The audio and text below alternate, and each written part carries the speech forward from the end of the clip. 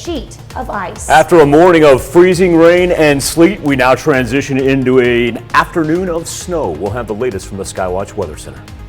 And why the CDC might soon have new, more relaxed guidance on masking. The 4 states' most watched news starts now. A windy Wednesday turns into an icy, frigid, and now snowy Thursday morning. Both KDOT and MoDOT crews hit the pavement early trying to keep highways clear, but icy road conditions forced many schools across the 4 states to cancel classes today. This is KOAM News at Noon.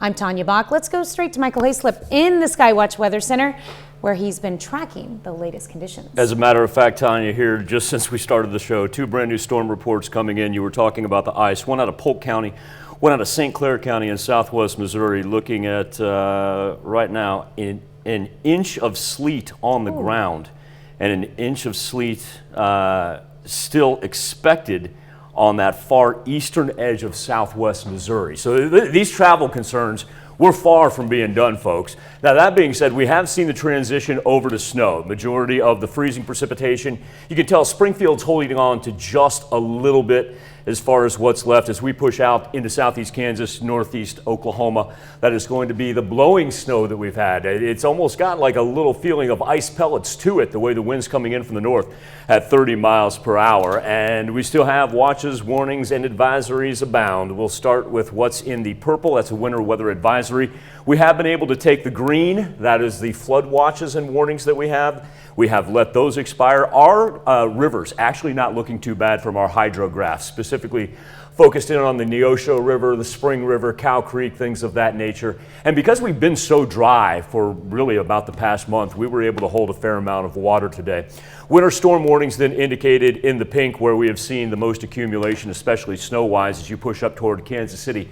Our far northern counties looking at in excess already of 4 inches, and the temperatures continuing to drop. We're well below the freezing point just about everywhere we go, and eventually ending up in the teens here for the later afternoon hours.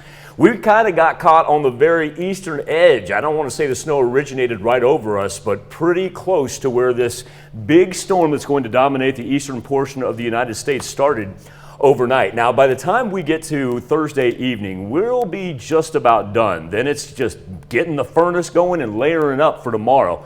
Now, tomorrow morning's travel, this is a welcome sight compared to what we had this morning, as we'll have clear skies, just very, very cold temps.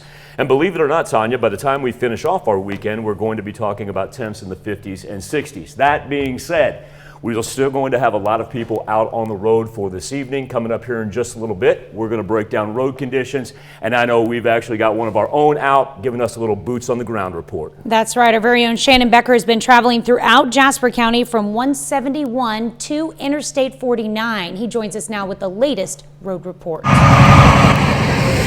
We're in Jasper County, in fact, just on the southern edge of the city of Jasper. And behind us, this is I-49.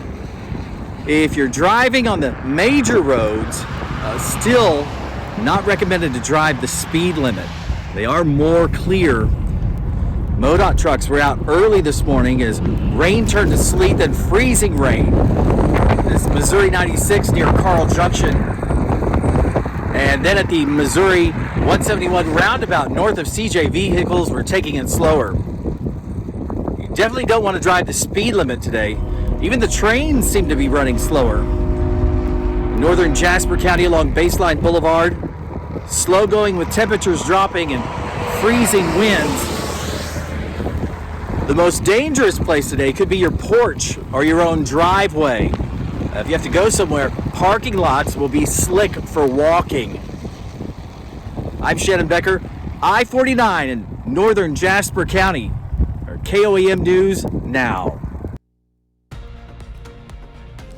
Federal health officials say they're working on updating COVID guidelines and mask wearing as new cases continue to plummet. Still, the fight over masking in schools continues. It's created an emergency closure in one district. CBS News' Laura Podesta reports. The Centers for Disease Control and Prevention says it's working on updating its COVID guidelines, including guidance for wearing masks. It comes as the agency reports new cases have declined almost 92% from the peak of the Omicron variant in mid-January. We want to give people a break from things like mask wearing when these metrics are better, and then have the ability to reach for them again should things worsen. But the CDC says before giving its blessing to start lowering face coverings, it has to make sure hospitals are not overwhelmed. In the past few weeks, 11 states and Washington, D.C. have rolled back mask mandates. Many are keeping them for schools. Those cheers in Richland, Washington, after the school board voted to end its mask requirement.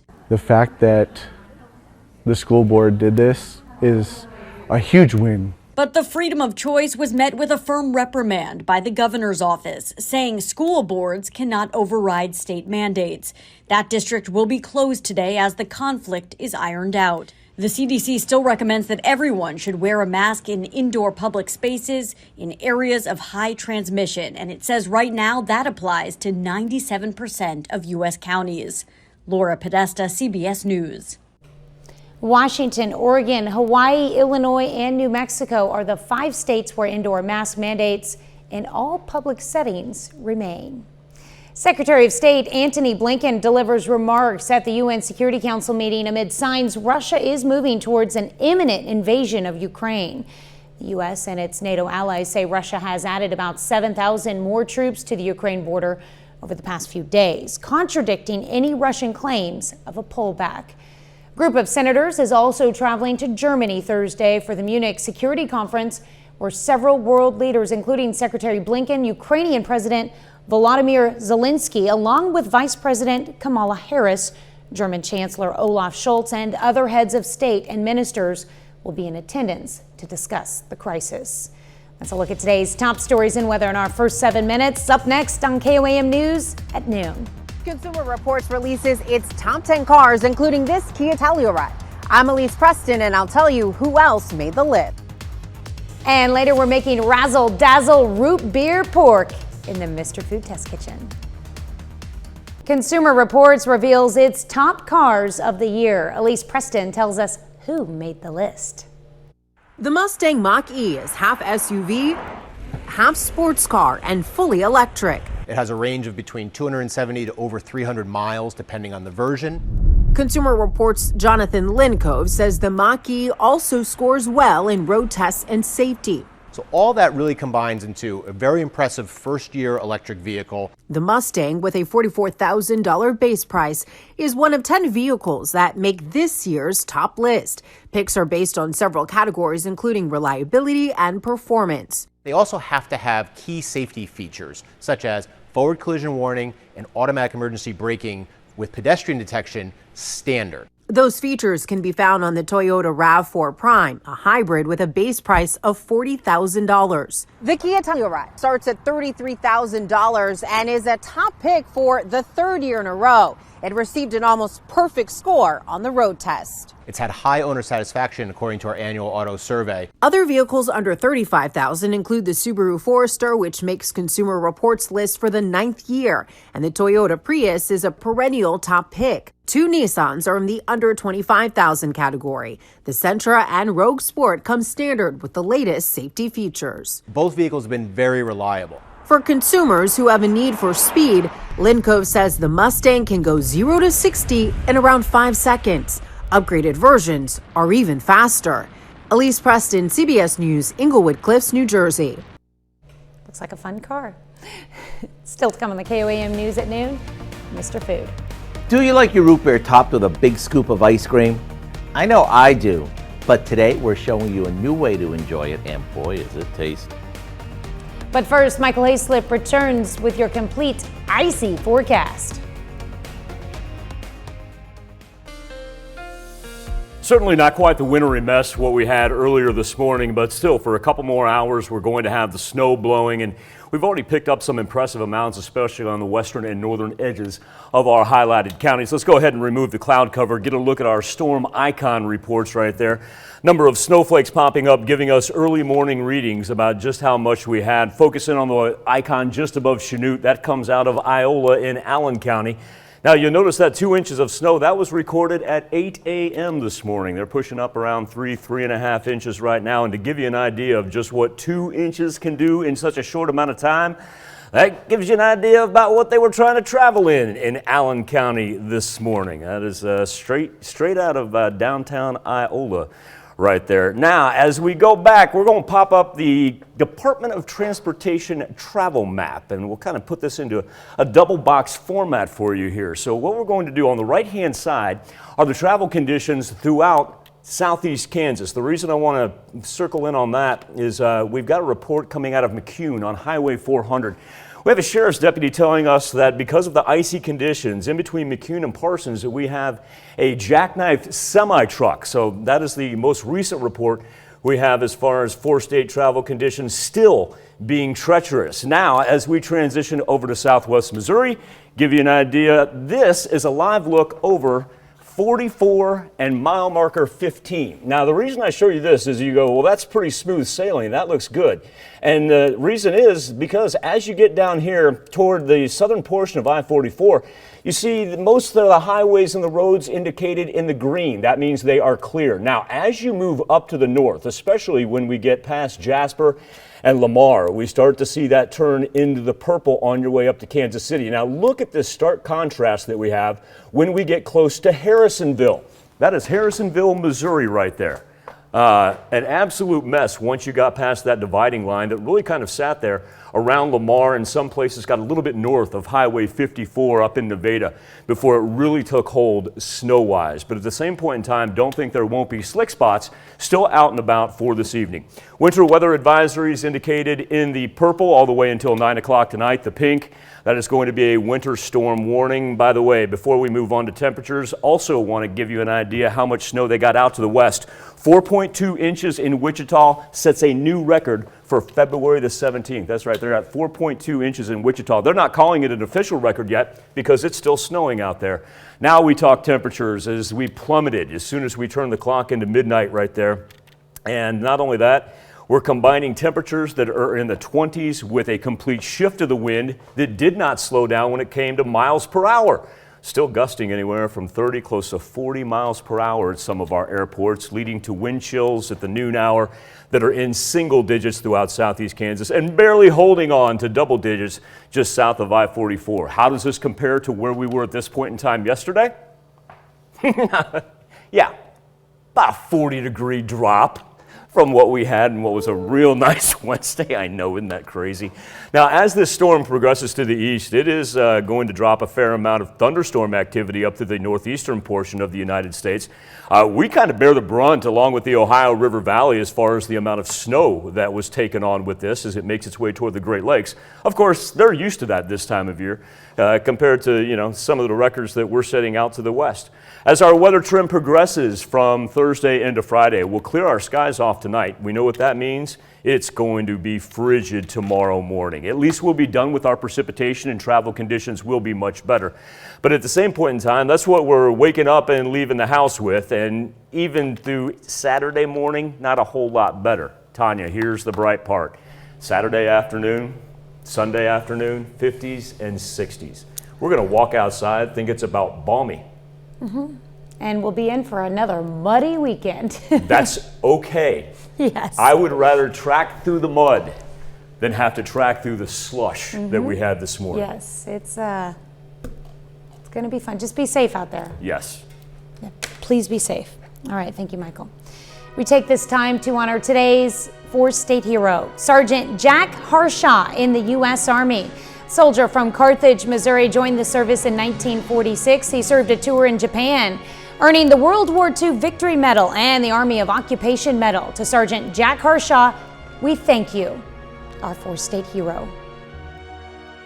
If you're looking for a fresh new take on pork, look no further. 1 part razzle, 1 part dazzle, and the secret ingredient, root beer. We're making razzle dazzle pork today in the Mr. Food Test Kitchen. About a century ago, root beer was considered to be a cure-all, sort of how many people feel about CBD today. It was touted as a remedy that could reduce inflammation, cleanse our skin, and even help with blood flow. The ingredient credited for all these benefits was the root of the sassafras plant. hence the name root beer. These days, rather than buying it in a pharmacy like many of our grandparents had to do, we can find it just about anywhere. And since it has such a big, bold taste, it's the perfect addition to the dish we're making today. We start by searing a seasoned pork butt until all sides are browned. And you can do this in a skillet or your pressure cooker if it has that option. Now we place this on a rack in an Instant Pot or pressure cooker along with a mixture we made by combining some chili sauce, Worcestershire sauce, hot pepper sauce, and a bottle of root beer. After securing the lid, we set the timer for 1 hour and let it do its thing. Once the pressure has released, we chunk it up and serve it with some cornbread smothered with all that flavor-packed sauce. To get the recipe for our Razzle Dazzle root beer pork, all you have to do is visit our website. I'm Howard of the Mr. Food Test Kitchen, where today we found a flavor-packed way for you to say, ooh, it's so good. Well, you can find this recipe with a lot more good food from the Mr. Food Test Kitchen online. Just go to our website at koamnewsnow.com. Here's a look at our 4 state market prices.